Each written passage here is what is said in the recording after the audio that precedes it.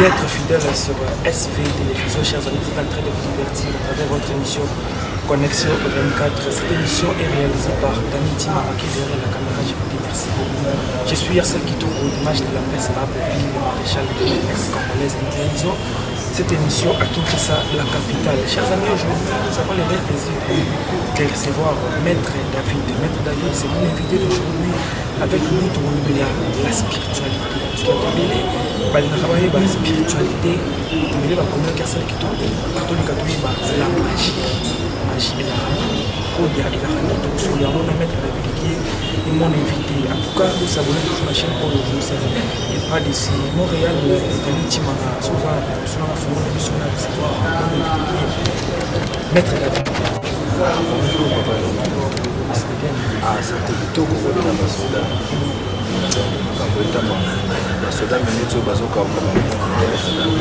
bakamleke yango bien bapartenaire na ye baozwa nyonso baoluka na biso bien.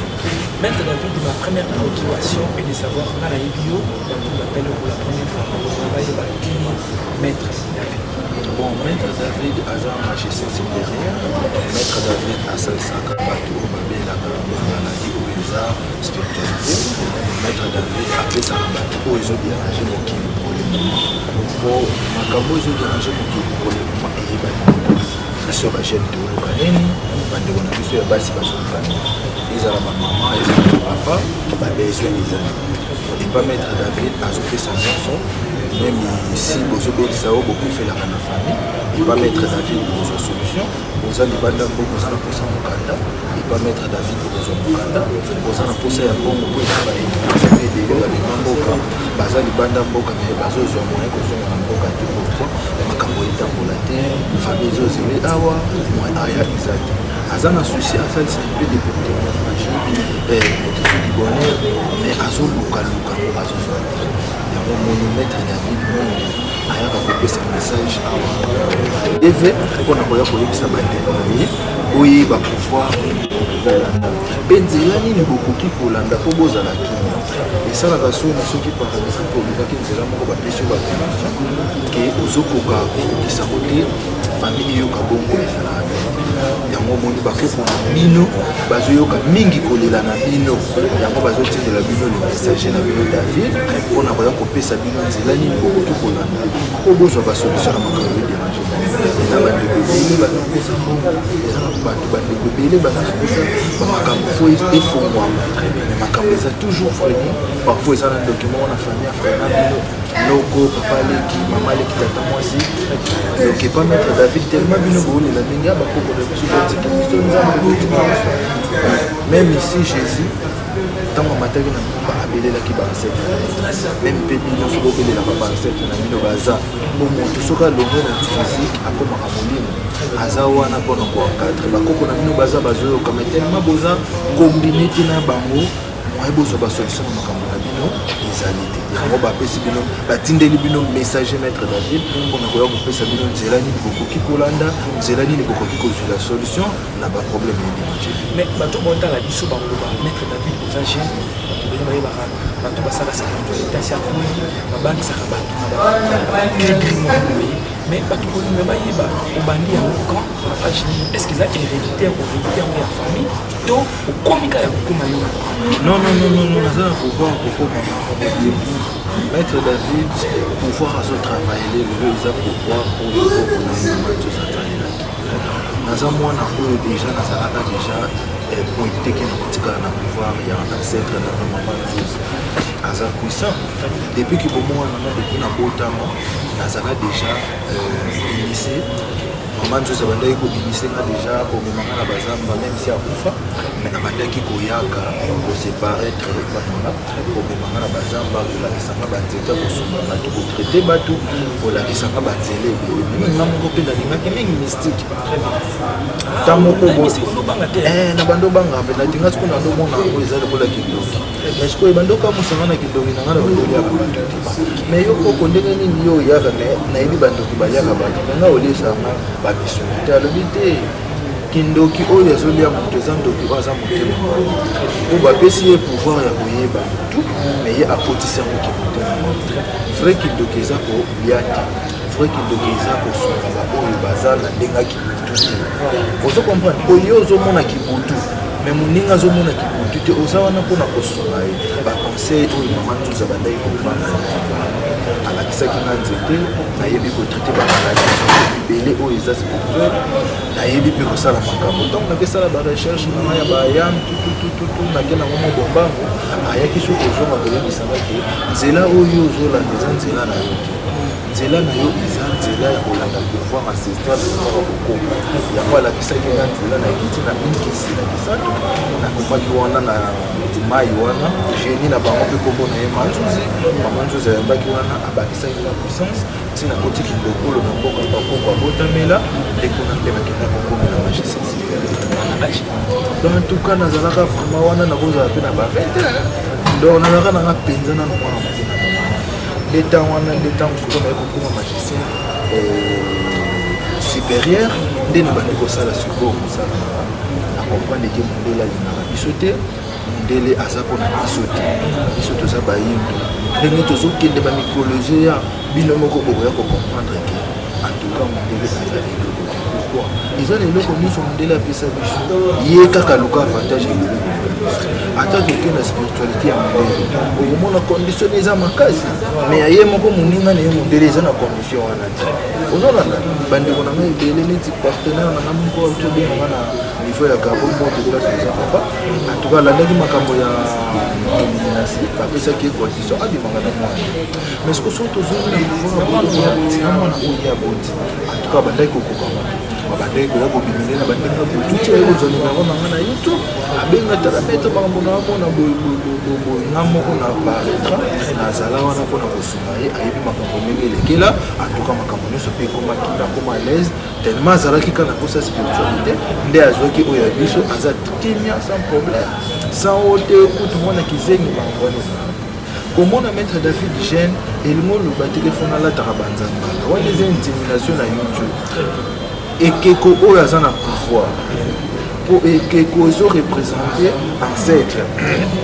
ndenge tomonaka mpe par exemple na ndenge kimolele tomonaka batiaka ekeko ya mama maria bato bakenda kosala elingo oloba teki ekeko wana yeka mama maria mais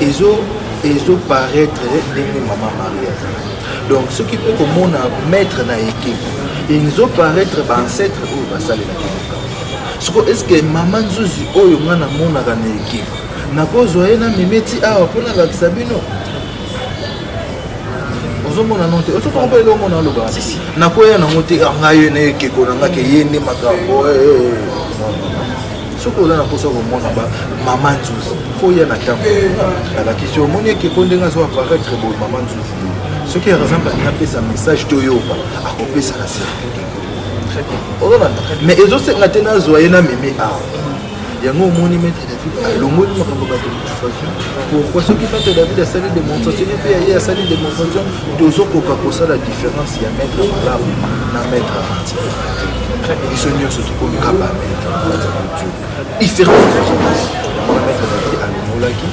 makambo ne nyonso po okoloba mystique bandeko baza libanda mboka balingaka mpe bamona yango moni maître David afungosaki kati ya youtube magicien David TV officiel oyo nyonso aza na mposa kolandanga mingi na makambo nanga magicien David TV officiel okokota na kati okomona makambo maître David asalaka okomona mpe basiège ya maître David okomona batemple ya maître David mpona koloba bandeko nanga mpe baoyo baza na kisasa nayambaka bango na nzela bayambaka bango na temple donc ntango deja nazomema moto na temple nanga seke naokosala makambo azonga mpo soki naokende esala makambo ya bien te akozonga parce que bomisanisa biso baserie bazalaka te biso boyembaka bakombo balabala osaka babiloko moko oyo cetadire moto aza responsable alimona kino eza dignité aya epai ya maître David mais par contre yo oza na place oyo yambaka bato baresponsable bayaka oui différence déjà ya wana po déjà ezolakisa sincérité na série lokola yamba motu moko okifuta hotel estce mystique yango faya na hotel baavandaka wapi mystique yango yango na maître David na siège soki oza mpe na poso omona basiège namona mpe basiège napesi bino compte na ngai YouTube kota okomona mpe nasalaka baimage na ngai na kati ya siège na ngai temple na ngai makambo na ngai maître David donc maître David asi donc ezala ndenge nayambaka bapartenaire na ngai minene nayambaka bango na nzela te na hotel te bayebi esika temple eza donc soki aza na posa na ngai toparle d'abord spiritualité bato ebele babangaka bino bakozaka bandoki sikoyo naolinga natuna maître David oklasaka nzambe na 4e position na makambo na yo est ce que wasosaka yango mpe na nzambe to yo osalelaka kaka nzambe ya kiboko te nzambe ya kibokoko ye wana kaka nzambe ya kokotolete nzambe moko wana kaka ye souverain soki lelo ke maître akomi koboya nzambe soki aza maître te mpo avivre na mokili eza na ozolanda donc nzambe aza nzambe ya bancetre maître David azocontacte bancetre bazoyele message nzambe atinda biso na mokili apesa biso mokili eza ya biso yango toza na facilité bapesi biso ka baprincipe oyo tolanda d'autant ke toza na bancetre na biso c'est que faut tobelelaka bancetre na biso mpo bango baza na mokili ya milimo bango nde fo tozala na bango contact en tant que mokili ya milimo na mokili physique tozala na batransmeretaka biso message wana ya problème oyo ezoderange ozolanda ke problème ezoderange eza papa leki wana noko wana moto azosala akanga place intel azala place intel toza plus ke baprophète po baprophète oyo lelo ya lelo baza baekuta parce que prophétie bazopesa eza bongo te pourquoi yo moko prophète oprofétise mais ozoluka maître David mpo tondesa église ozoluka maître David mpo osala okweyisa bato na église lelo maître David ndenge azoleka boye tellement boyebele magicien boyebelenga soki kana tiesi nzela boye seke nakominga na leo ya voyou ya lukuta mais pasteur oyo atiesi nzela po ani ozala lukuta maître David est ce que omarchaka na principe divine na bible elongo sincèrement te nga nalandaka makambo ya bible te nga enseignement na ngai ezaka ya bancetre bandeko nyonso baza na posa enseignement ya kozala bible na biso maître David aza wana nakopesa enseignement ozala en direct na bancetre omoni ntango bamindele bauti mboka na bango bayebaki mpo baétouffe pouvoir na biso po ezalaki fort baye kobimisela biso bible nde ekotengamisa biso mpo baye koteya biso kotime eza mais lelo bachino bazosalela toujours kotime na bango bazwa évente buda lelo ntango bazoloba simoki mbango oyo ete mais bango buda bazwa évente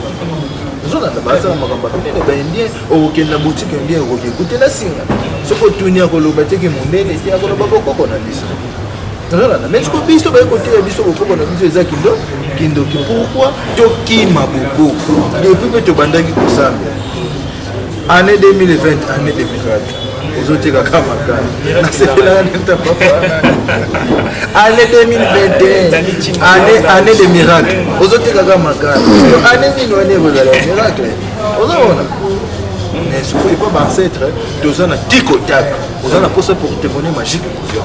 oza na posa pour te faire du bonheur ozwa oza na posa nkodi ozwa donc maître David mingi lelo koleka na nga na YouTube ezalaki mpona ngoya koexplike nkodi tolobela oyo tout à l'heure mpo eza na bandeko na ngai ebele bazwi koexplike eloko oyo bayebi te siko maître David aye koexplike eloko ye azana koyeba kutu fitodi mais azana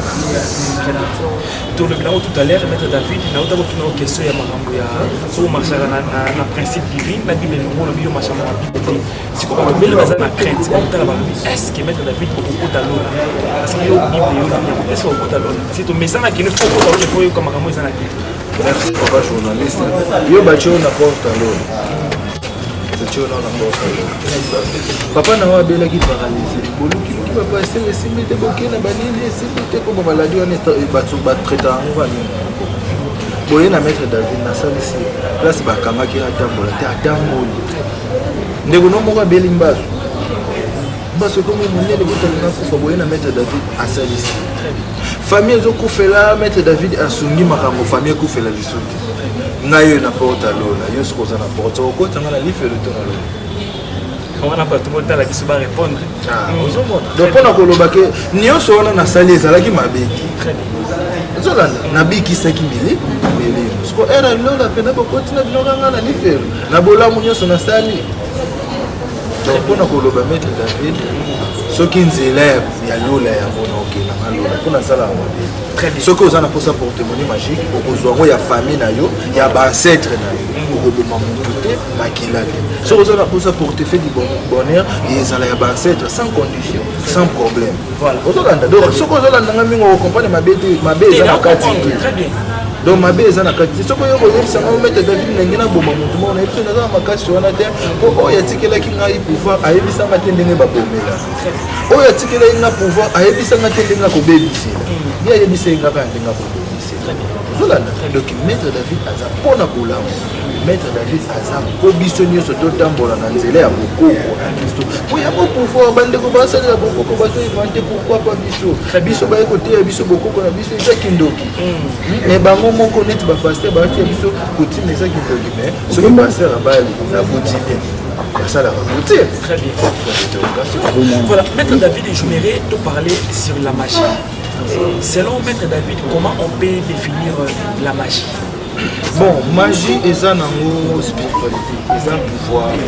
eza bon. Pour na komisa yo bien place aux olingo memanga, eza kindoki. Eza kindoki. Po eza eloko ezomona. Eloko ezomona na eza magie. On va pas eloko pas magie ni sali ah. On comprend? Soki pe tozongi na ndenge na biso kindoki ni sali ah. Ozomona. De eza net maître David atondisami na spiritualité, atondisami na pouvoir de maître David azaba maître te ozomona ba maître soyez on voit la té maître David ndeko ozomona ko na ba partenaire minene na bisasa na simba ba homme d'état ba o basala na l'état gouvernement ce que c'est exemple na zokende kotala funa na ba voila ko ba mona kinga ngaye funa za la pour nga pouvoir na nzela et na bota mina zola donc deux volumes na mambo de ko to kota na code mefiki ba batina ki ba question milliard na msaki na radio bon na ba yeba tout ça na combien de sortes de magie bon ba magie ya ba marque tout ça na magie magie mais au maître David azam basé oh pena na za pena na expérience makasi eza beaucoup eza pouvoir ancestral magique oyo pe tozote ya toujours lelo on a kozongisa moyindo na pouvoir ya ancestral même papa kosa zote soko continue tene te okena pouvoir bolanda banzenema omona ke azote ya kaka moyindo zonga na pouvoir na yo omona ke azote ya kaka moyindo zonga na pouvoir ancestral toujours azokana mwana pona ni azokana pona kolakisa moyindo nzela nini foto landa po biso nyonso tozala ini topesa force epa bancêtre omona mpe moko na biso évolution ezali tozotalela mingi ele atake bango lelo moyela moye wana azobeta mpe bamikolise akobeta makobeta malamu kanga date ya lelo siko bino bozolanda mindele ntango mingi kuta bakosa bolinga bozonga eske bakoko na bino bakoyamba bino malamu mais maître David na yo te koloba ozoexplike kitoko sincèrement est-ce que la magie existe? Si oui, la magie sert à quoi la vie à magie? Oui, magie est pour sans mystique na tout temps. On peut pas ça te dit que mon tata mystique. Mon tournant dans sa pouvoir. Mon tournant dans sa mystique. Yo mo rona dans un esprit. Pour ça il se pose à la société. Voilà. Donc spiritualité est la base. Et ça peut être base. Pour ceux qui m'ont continuer sur le facilité, continuer sur le asimba, asimba na facilité. Donc on a coloqué même qui bondo qui n'a biso et comment kama bena maître David souko par exemple minute maladie moko jana ceux qui n'a souko na zana obena zana mayela pour faire bandana nous traiter source après na ko traiter maladie pour ceux qui n'a traité source na ko traiter maladie pour na bando cheki sinzo ba source ça place maladie faut ko traiter source pour essayer tant ko ya ko cheki na plus physique ta ko zalobi pour rapide donc maître David mingi enseignement maître David eza bozonga na pouvoir ancestral na bino boyamba ba pouvoir na bino à l'aise po bandeko ebele baza kobanda bongo baza ndenge na uti oloba baza vraiment na posa ya bongo baza vraiment na baposa babesoin bamisu bakimi bango na basi bamisu bakimi bango na mibali bameki ezosimba te mais maître David ayeli bino solution mpona koya koyebisa bino ke bakoko si batelemi mpona kolanda makambo na bino bozwaka solution. Voilà, maître David, nous allons parler na combo ya Kodia, mais je mérite avant tout côté na Kodia parce que ma souffle n'est pas dans les timara, donc on dirait des questions qu'on a au Italie, la magie. Je mérite savoir sincèrement la magie occupe quelle place dans la magie. Ils ont occupé place. Pourquoi on a vu ce mot? Ata ndenge toza boye maître David azana facilité ko falela moto. Ata azana yeko ngambole azana ye sud africain. Il suffit pas aux alamoyens. Maître David azana facilité pour traiter makambo. Même ici aux ana on a Afrique mais ce que déjà na poste ya moyenne. Maître David a beaucoup matière ici ko za ko mystique ezala na limite. Mystique ezala musika partout. Vous allez, ils ont un problème grave. Maître David a voulu assister pour la Rosalawat. Ils ont pour ça bon rejoindre à tous les États-Unis, Canada. Il y a des partenaires rebelles dans le Canada, mais ils ont besoin de bango, besoin de macab. Donc il baka na pesa nan moi lo mo ko pe na mo pe mi manga mo mkela pesa. Oyebi kende to za boye bande ko na biso ebele bazali banda mboka na bazana ba problème ko leka biso ba to za na kata. Sérieux? Tala. Problème eza libanda tapai. Donc ceux qui par exemple na ningina ya baba appelle ba partenaire na ko 60 appelle ba te libanda on a dit donc okoyo kambaka ya baka ya ba misusu akoma mona ba lion ba misusu ba mona ka makambo ni misusu ana yeli sina bilelo ko tambola bien nzo ce qu'on a na poto pour qu'on solutionne faut contacter ba to ko ba pour na assister na ndenga kibutu pour na ko lobelelo ko ezala bandoki belé baza mingi na ko batakaka mingi bandeko na bango bazali banda. Très bien. Ezala bandeko belé bazali banda mboka makambo simba kali. Ezala bandeko belé bazali banda mboka bazana ba maladie pe bazana ba problème sérieux ko les gabuti na biso to ça. Très bien. Bouclons to boucler dossier ya magie pour to na Kodia. Sincèrement, quel pays au monde a qui ba utiliser la magie makasi ka RDC. Magie net ya bandé magie et mingi ngana mingi magie ya biso donc pays oyo basale la magie makasi magie eza nano biso après biso na Niger fona kotela na mboka mutu papa nyonso abundela mwana donc après biso babiso zape basala mais bandeko mosusu ya baafrike bakoti nde makambo ya bandele trop oyo bandeko eza basikisa bandele nde kokoti na bokoko pena bokoko biso batutona Très bien. Nous allons boucler l'émission na Kodia. Nous mettons ce qu'on dit sur la Kodia. Kodia, pour nous battre belé et bamona na mozaki.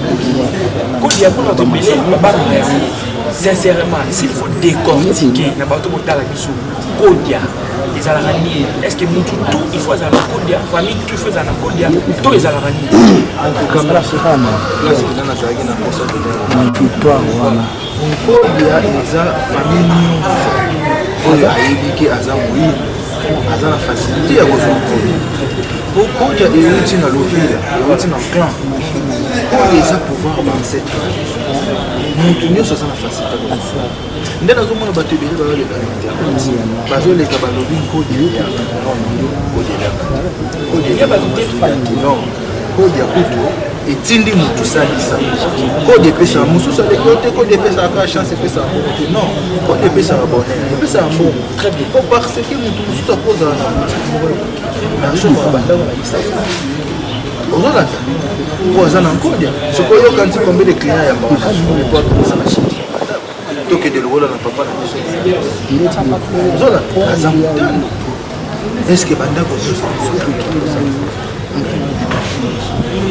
donc il faut na kolakisa bato Kodia combien de bana ne bakufi po soki bandako kolia fo famille esi donc code eza pouvoir na biso moko bakosa bino te code eliaka te mutu nyonso aza na facilité ya kozwa code soki koteki bomama si bazwaki yango koteki bopapa okozwa soki koteki bopapa si bazwaki koteki bomama okozwa eza ya biso moko eza pouvoir oyo bancetre na biso batikela biso eza lokola par exemple ya na koloba omoni ndenge olati basama ozalaka soki olingi obima olobela yango makambo okeko olobela ekoma mpe kosala baoyo bayebi makambo na aloba pouvoir de apesango confiance mayaka na ye soki akufi ndenge bandosalela soki atikeli yango mwana na ye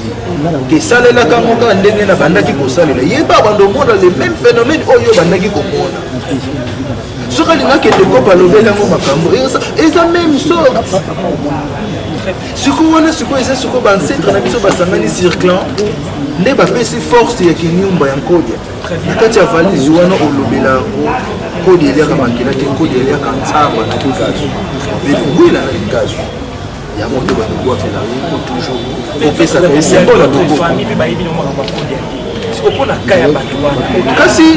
ka ya bato wana kocontacte maître David motu nyonso aza na posa neti nga mie place bato basimba baporte place bato bazwa baporte de bonheur zwa nkodia na yo mpo eza nkodia oyo ekotikala so na mwana mwana mpe akotika ngo na mwana ekotambola famille mobimbe ezala pauvre te famille mobimbe ekozala bien sans condition oyo ayebi ke famille na bino bozwa nkodia te me oza na posa nkodia contacte maître David numéro na nga eza plus 243 89 31 39 725 plus 243 89 31 39 725 oluki nga na YouTube Magicien David TV officiel Magicien David TV officiel okomona makambo maître David esalaka oza mpe na posa ya contact na pesi déjà contact na kobandela plus 243 89 31 39 725 ata oza na posa question ki po papa journaliste atoninga te yo oza na posa mituna nango tuna na ozokosela yo. Voilà, maître David, on qui est là pour cette émission, j'aimerais savoir une chose parce qu'il est là autour de la malam ya malina. Malam ya code ya nini, mabebe ya code ya malam ya code ya ezala pa ezo sa ezosunga famille ezo-encadre famille ezozo évolution mutu nyonso na famille azo-évolue yo mpo oza nango fo osungaka famille fo okabelaka famille ezala bien soki ndoki mpe alingaka meka ezoprotege mpe famille désavantage nango eza soki bosaleli yango bien eblokaka famille eza na bato ebele oyo tozalaka na kodia bayebisa biso ezalaka kibondoko mutu aboyende kozwa yango place ekenda boyebi te me basalango mpona kombo famille na bino place ekekanda wana bosabote efrene bino makambo bandeko ya basi baobala te bandeko ya mibali bazwa misala te bandeko ya mibali makambo ezotambola te pourkui botikaki nkodi eyengai kanda ekinyumba abendi bino bayamaka oyo nyonso fo oyo apesa bino abendi bino chance nyonso oyo fo apesa bino botikali kaka bongo très bien. C'est comme des avantages déjà. Pour vivre boye, mutu nyonso nzamba tinde na mokili ofoza na bien.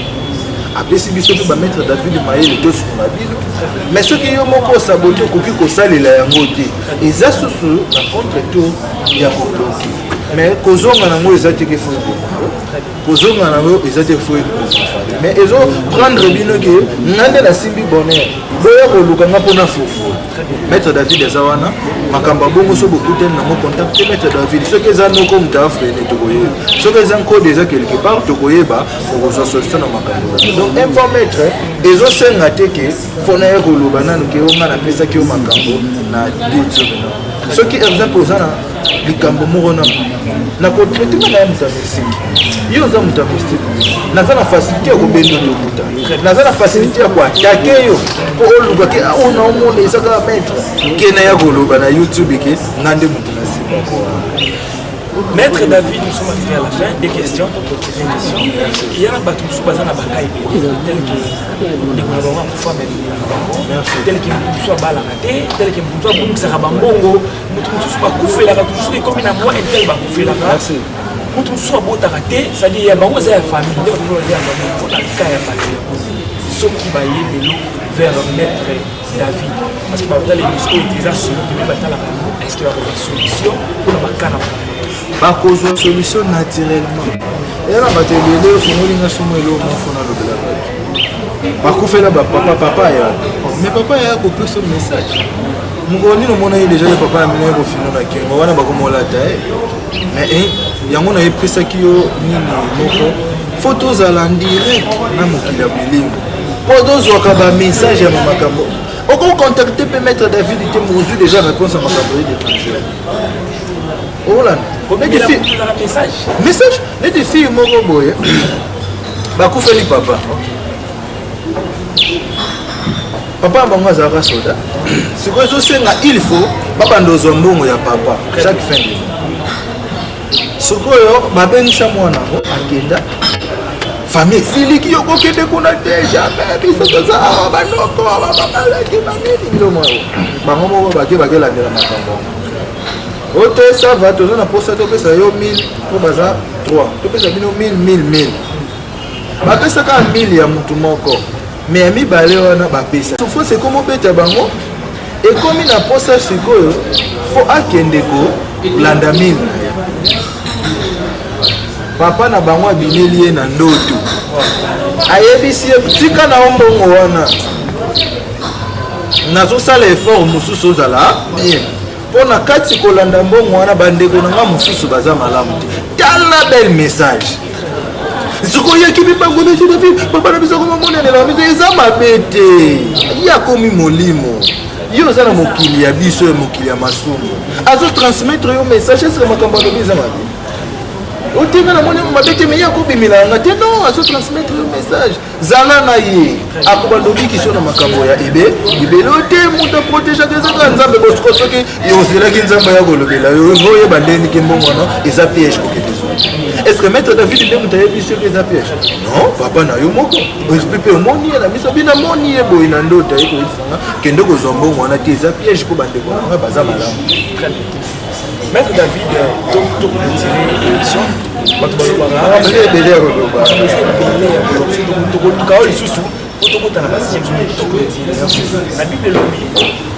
On donne ce qu'on a.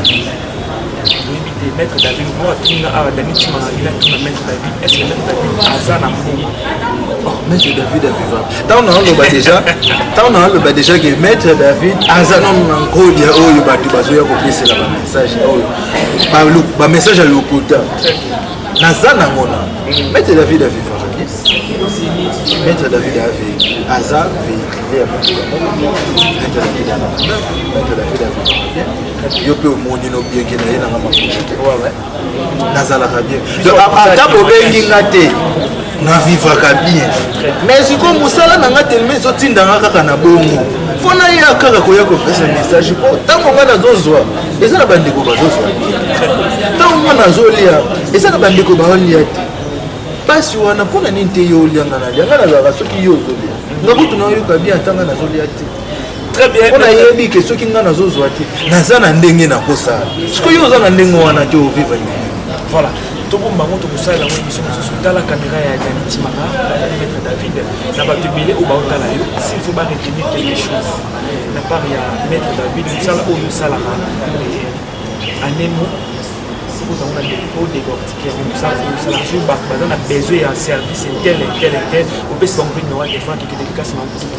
À tous on a pour ça pour marcher. Maître David a repris son naturel. À tous on a pour ça pour te faire du bonheur. Maître David a repris son naturel. Il y a pas beaucoup de il y a condition telle unité. Code de famille que tu nous expliques même yo, vous en facilité aux code de tout sous la famille. Ce que vous avez dans la famille na yo sous ma base. Vous en code ya isa malamu. Ekotikala epa bakoko na yo bana na yo ekotikala éternel na kati ya famille pe famille kozala bien atozo comme mukanda na poto mobile no akimio mwasi no akimio pas Maître David au naturellement au pouvoir naturellement Maître David numéro nous a plus 243 89 31 39 725 plus 280 plus 243 89 31 39 725 contactez Maître David ceux qui posent la poste à la YouTube naie Magicien David TV officiel au monde Magicien David TV officiel au moment où Maître David a salaka au moment où siège à Maître David a Maître Zelate, Maître David a Maître Hôtel, Maître David Azana ba siège ezana qui ça Lubumbashi Luanda Congo central par-ci par-là temple tabernacle qui ça wana pona bakoko bino eza pona bino bozo ba solution ba problème et déranger bino et pas Maître David Borozwa nyonso bozo lukapo bakoko na biso bazana limite te baza wana pona kosalela bino ko nyonso bozo senga bango autant ba problème ezoyela bino bosukaka bakoko na mabotiki nga bayokaka bino yango batindeli bino messager na bino Maître David mpona koyoka kopesa bino message mpona kolakisa bino nzela moyindo nyonso zongo na pouvoir ancestral moyindo nyonso zongo epa bakoko na yo bakopesa yo eloko naturellement po koko moko talingaka mpasi ya koko na yo. Très bien. Et toi, personne bambote kaka bapartenaire na nga nyonso bazobenga bambote kaka na baremerciement bamerci na baremerciement nyonso bozotindelanga mpe bozocontinue kozala bien mpona Maître David. En tout cas bambote na nga bisika eza merci d'avoir répondu à notre invitation. En tout cas merci vraiment pour journaliste nasepeli na baquestion na yo nasepeli ndongo yambanga nayebi ke émission soki awa te baancetre baza toujours na korevele Maître David mpona kopesa bino bamessage mpona kopesa bino ndenge nini bokoki kosala donc oyo ekoya tokolobela mambo ya prophète biso oyo ekoya tokolobela mambo bagénie kaka baancetre te me bagénie po bagénie baza wana mpona évolution ya poko bagénie baza wana mpona évatation ya poko baza wana babombama bakima bakota na ndenge ya butu mpo mondele azwa bango suke me baza wana mpona mokili ya butu baavion eza bamituka eza babato eza ndenge te moto asalela biso lokola papa na biso mbengo koko na biso mbengo na obengi papa te po aza centre aza génie de tout puissant na kati ya RDC aza wana na mbengo aza na bamayele te ifo abisa biso mais tokolobela. Voilà, merci beaucoup, tout est bien. J'étais avec Maître David et ma question silité mais TV Zambonga to ya mail sur décortiquer ba sujet mususu. Merci na ba abonné fidèle à la chaîne mususu. Merci à Danity Maradela la caméra. Merci à ma confrère na tout ba merci à avec merci à Nina Chamala. Merci na bino tout pour tout s'abonner na STV télévision vous savez pas des 4 mois de